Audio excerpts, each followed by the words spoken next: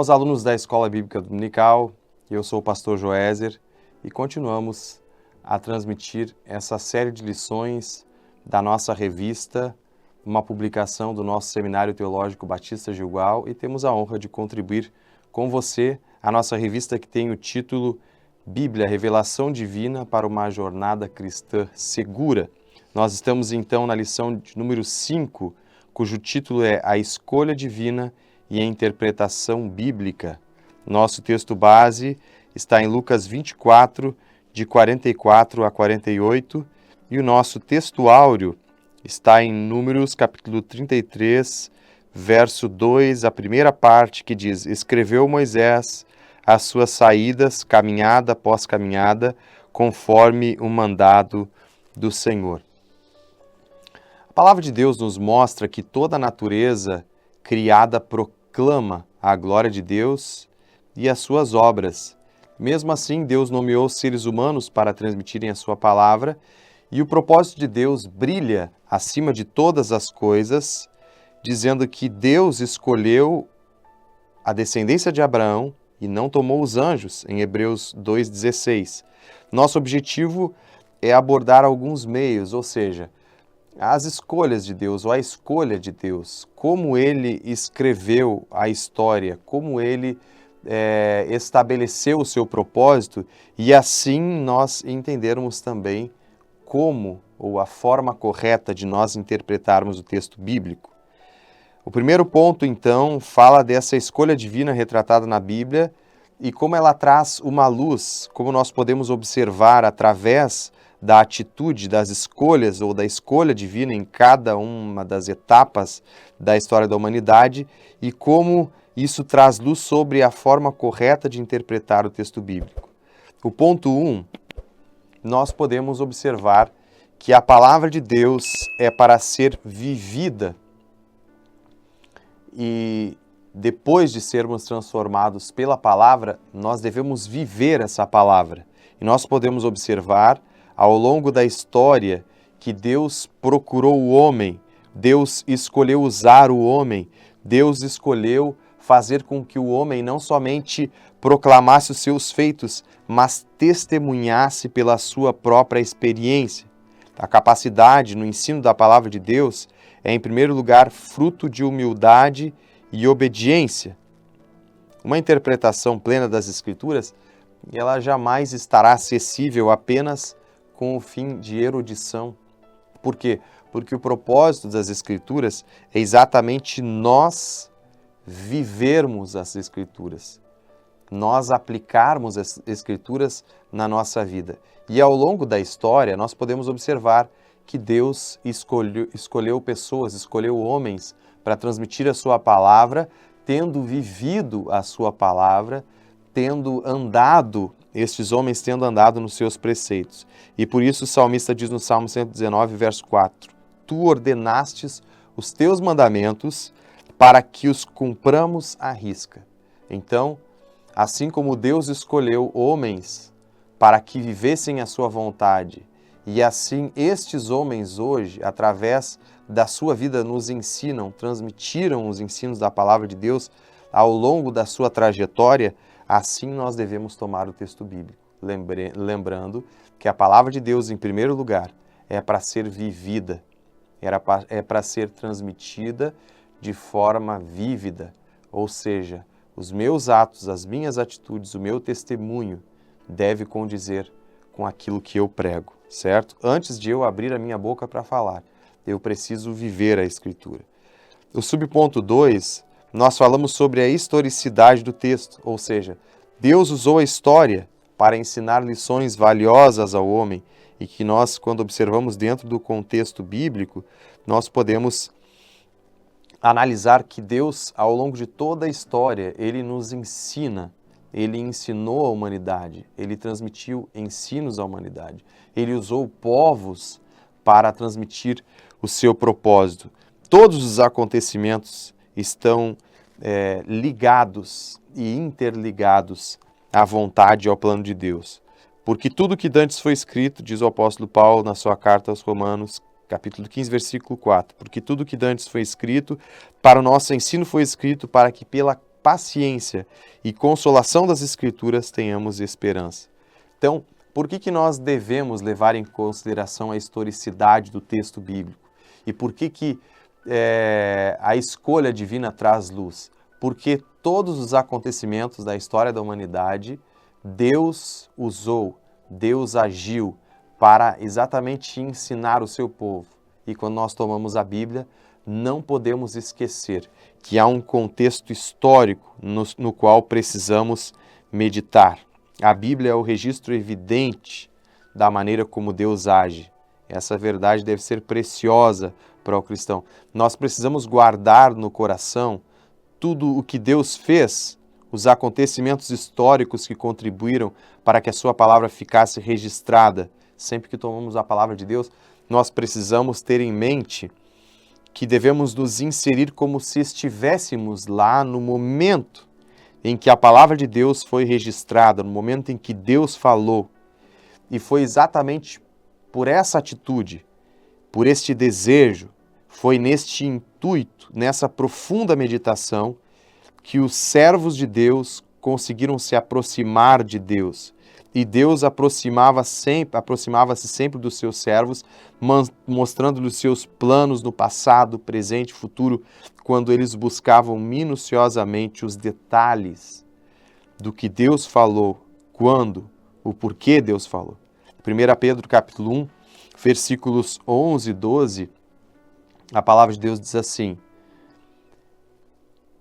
vamos do 10 ao 12, a palavra de Deus diz assim, da qual salvação inquiriram e trataram diligentemente os profetas que profetizaram da graça que vos foi dada, indagando que tempo ou que ocasião de tempo o Espírito de Cristo que estava neles indicava anteriormente, testificando os sofrimentos que a Cristo haviam de vir e a glória que se lhes havia de seguir, aos quais foi revelado que não para si mesmos, mas para nós, eles ministravam estas coisas que agora vos foram anunciadas por aqueles que pelo Espírito Santo enviado do céu vos pregaram o Evangelho, para as quais coisas os anjos desejam bem atentar. Então, nesta minuciosa busca por entender os preceitos de Deus, os acontecimentos históricos, foi que Deus alcançou os seus servos e lhes revelou passado, presente e futuro do seu propósito. Então, por isso, quando tomamos a palavra de Deus, nós devemos meditar na história, no contexto histórico do texto, como se nós estivéssemos lá.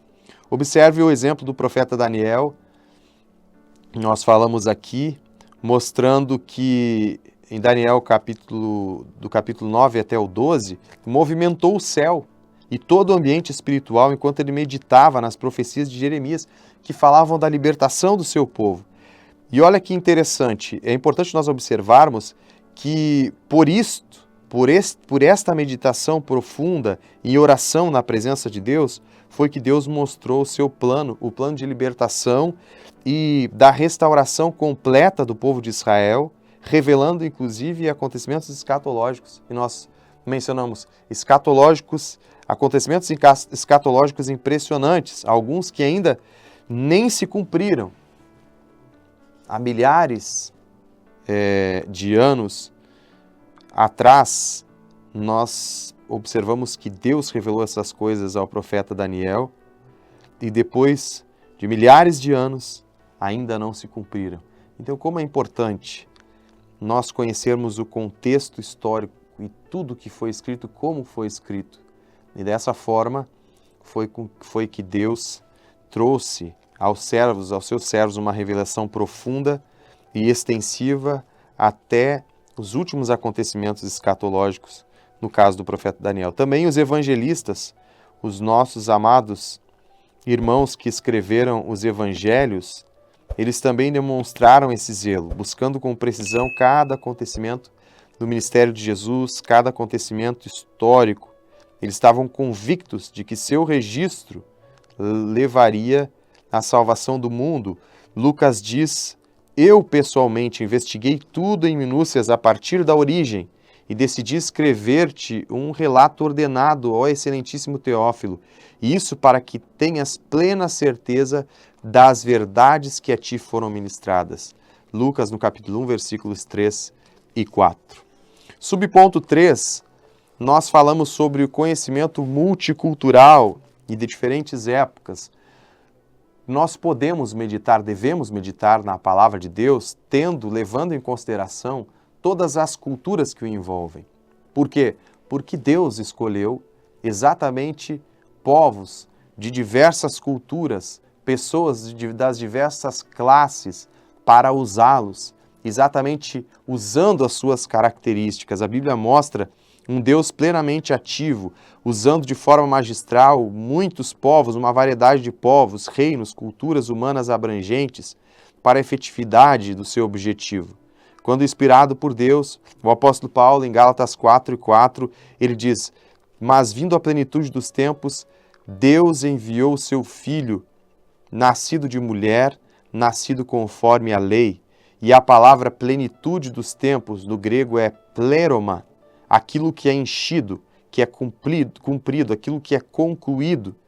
Tudo isso aponta a um plano perfeito de Deus, através de Cristo, submetendo todo mundo, um mundo imperfeito, é verdade, mas submetendo o mundo a acontecimentos pré-ordenados por sua vontade. Ou seja, Deus tomou várias culturas, vários povos, para transmitir a sua salvação através de Cristo. E por isso, quando tomamos a Bíblia, nós precisamos também abordar e entender cada detalhe das múltiplas culturas, das múltiplas classes sociais, vamos dizer, das diferentes épocas que Deus fez uso, utilizando essas pessoas, esses povos, para transmitir a sua palavra. Deus havia dito 700 anos antes, através do profeta Isaías, no capítulo 40, versículo 4. Olha só que interessante. Todo vale será exaltado, todo monte, todo outeiro será abatido, e o que é torcido se endireitará, e o que é áspero se aplainará. Ou seja, Deus já havia prometido que dentro dos seus propósitos não existe nada que esteja desacordo. Ou seja, todo vale será exaltado, todo monte ou outeiro será abatido. Quer dizer, Deus vai aplainar todas as coisas para o seu propósito, para que o seu propósito perfeito possa ser estabelecido ao longo da humanidade. E aí nós destacamos aqui a ciência egípcia, os devastadores assírios, o poder imperial dos caldeus, a diplomacia medo-persa, as impressionantes conquistas greco-helenísticas, o poderoso estrategista de impecável infraestrutura Império Romano, são apenas alguns dos mais visíveis exemplos, como partes desse maravilhoso quebra-cabeças divino. Olha que interessante. Usando esses meios e muito mais, Deus curou a idolatria do seu povo, os trouxe de volta à sua terra, estruturou e disseminou a sua lei aos povos, preparou as estradas, melhorou a segurança dessas estradas para o ministério de Cristo e também para o trânsito incansável da igreja primitiva ao levar o evangelho, levando o evangelho ao mundo. Então, enfim, eu coloquei aqui como um hábil cozinheiro que executa à perfeição a sua receita com cada um dos ingredientes, Deus cumpriu cada um dos seus propósitos. E nós, da mesma forma, analisando esta forma como Deus estabeleceu a sua vontade e transmitiu a salvação ao mundo, precisamos meditar no texto sagrado e observarmos cada detalhe das culturas e o propósito de Deus estabelecido.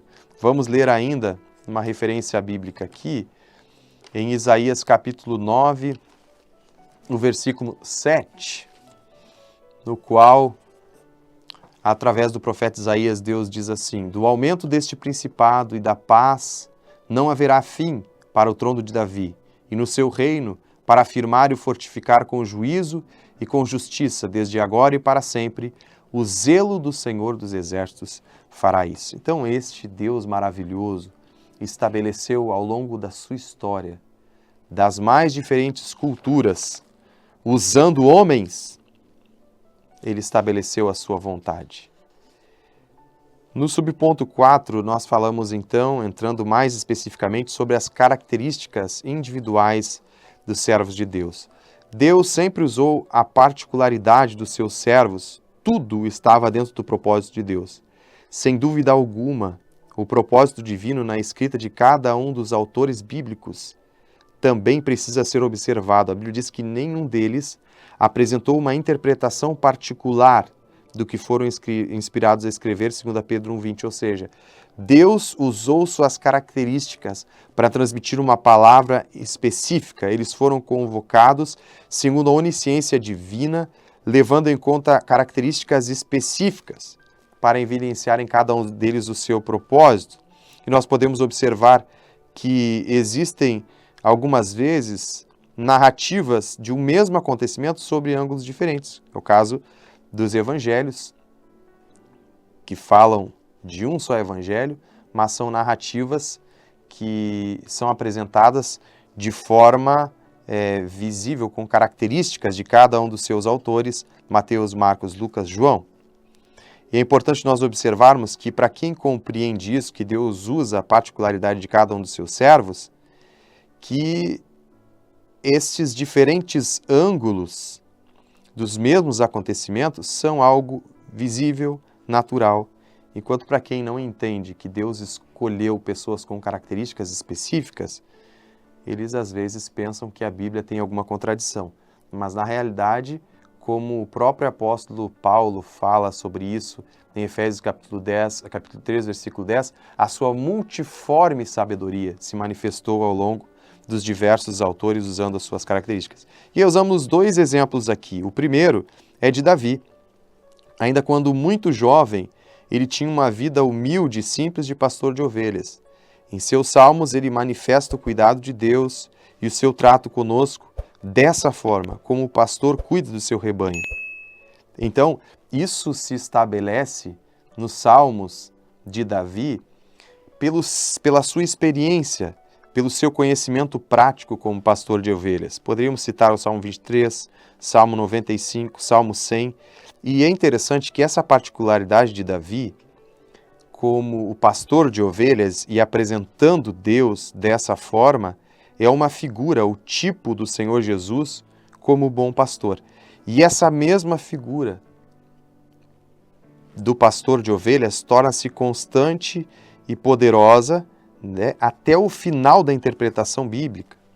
Podemos observar em Apocalipse capítulo 7, versículos 16 e 17, o aluno pode observar depois, e ainda é utilizada por outros profetas e pelo próprio Jesus, que é tanto o cordeiro que morre no lugar do restante do rebanho, como o pastor que dá a sua vida pelas ovelhas. Vejam como Deus é maravilhoso ao utilizar as características dos seus servos. Utilizando, então, o próprio salmista Davi para manifestar essa imagem de um Deus como pastor de ovelhas, como pastor do seu povo, como Jesus, o bom pastor do seu rebanho, do seu povo, da sua igreja. Então, este ensino chega até o contexto da igreja. E olha que interessante, a figura que Davi é de Cristo como pastor, o tipo, né, de que Davi é de Cristo como pastor, é tão proeminente ou mais que a própria figura, o tipo que ele é de Cristo como rei. Então vejam que interessante este ensino que a escolha de Deus nos mostra, que Ele escolhe pessoas com características específicas para um propósito específico. Já falando a respeito do apóstolo Paulo, foi um jovem muito proeminente na sua época, destacando-se e sendo respeitado por todos na sua seita. Precocemente desenvolveu em meio à seita dos fariseus, certo? Sendo parte da cúpula do povo judeu, fazendo parte do sinédrio, e no ápice de sua carreira ele foi transformado por Cristo, que usou para pregar e para alavancar a pregação do Evangelho ao mundo. Então, através de Paulo, pela sua estatura, usando também os seus ensinos, o alto nível de conhecimento que Paulo tinha, porque com certeza era um doutor da lei, Deus usou para despertar até os mais antigos apóstolos, para avançarem além de Jerusalém, para registrarem, para escreverem a vida e os ensinos de Jesus, e que, por incrível que pareça, nós colocamos aqui, até nisso o apóstolo Paulo foi pioneiro. Então, alguém que foi usado, e ele mesmo disse, trabalhou, mesmo que ele disse que não devia nem de ser considerado, ser chamado apóstolo, mas que ele trabalhou muito mais que todos os outros. Então veja como Deus usou o apóstolo Paulo, a sua capacidade intelectual, o nível cultural que o apóstolo Paulo tinha para avançar muito mais, para alavancar ainda muito mais a pregação do Evangelho e usar o apóstolo Paulo para transpor fronteiras e pregar diante de reis, como o próprio Jesus havia prometido a Ananias quando foi orar por apóstolo Paulo. Então vamos ao ponto 2. Embora o estudo bíblico proponha profundidade, também deve aceitar as coisas encobertas. Então, um outro ensino que Deus nos transmite através da sua escolha ou das suas escolhas é que Deus escolheu também não revelar todas as coisas. Existem coisas encobertas, que a palavra de Deus diz em Deuteronômio 29, 29. As coisas reveladas são para nós e aos nossos filhos, mas as encobertas pertencem a Deus. Então, o estudo bíblico propõe também aceitar as coisas encobertas. Precisamos aceitar que tudo que diz respeito à salvação, nós temos acesso. 2 Pedro capítulo 1, a partir do versículo 3, versículos 3 e 4, você pode observar isso. Tudo está disponível a nós, temos várias referências aqui embaixo também, mas precisamos ficar tranquilos com a revelação da salvação. O propósito da palavra de Deus é para a salvação. E por isso nós precisamos entender que nós temos muito para conhecermos hoje da profundidade do plano de Deus para a nossa salvação. Não devemos nos preocupar com coisas que não estão reveladas, mas aceitar que na própria escolha divina está não revelar todas as coisas a nós e algumas coisas que estão encobertas. No dia de Cristo, quando nos encontrarmos com Jesus, Jesus disse, naquele dia nada me perguntareis, tudo será revelado, certo? E concluímos então, demonstrando que a busca incessante dos nossos irmãos por todos esses detalhes proféticos da palavra divina, eles devem, essa busca, essa intensa busca deve nos servir de inspiração. E o apóstolo Pedro, também por revelação divina, nos mostra os detalhes dessa busca. Em 1 Pedro capítulo 1, versículos 11 e 12, que já mencionamos aqui, os irmãos procuraram minuciosamente estudar todos os detalhes da forma como Deus escolheu para agir, para entender a sua vontade. E eu faço uma pergunta, será que não foi essa intensa busca dos nossos irmãos que inspirou o desejo dos próprios anjos de buscar essa profundidade e revelação profética da palavra para transmitir? E nós falamos como exemplo, porque no caso de Daniel, por causa da sua meditação, Deus comissionou aqueles dois grandes anjos escolhidos para grandes batalhas, o anjo Gabriel e o arcanjo Miguel, foram convocados enfrentando grandes batalhas para levar a instrução ao seu servo, a Daniel, revelando a ele a profundidade profética. Veja que interessante. Daniel estava tão profundamente ligado ao texto bíblico que ele pôs-se a orar e a clamar pela revelação. E Deus enviou uma tremenda representação dos seus dois poderosos anjos que enfrentaram batalhas e trouxeram a revelação da palavra de Deus. Que esta busca intensa possa inspirar a nossa vida, pois finalizamos dizendo, nem aos anjos esse privilégio de meditação e a anunciação do Evangelho está disponível, mas a nós sim. Louvado seja o Deus eterno por cada um de seus propósitos, por cada uma de suas escolhas. Que Deus te abençoe em nome de Jesus. Amém.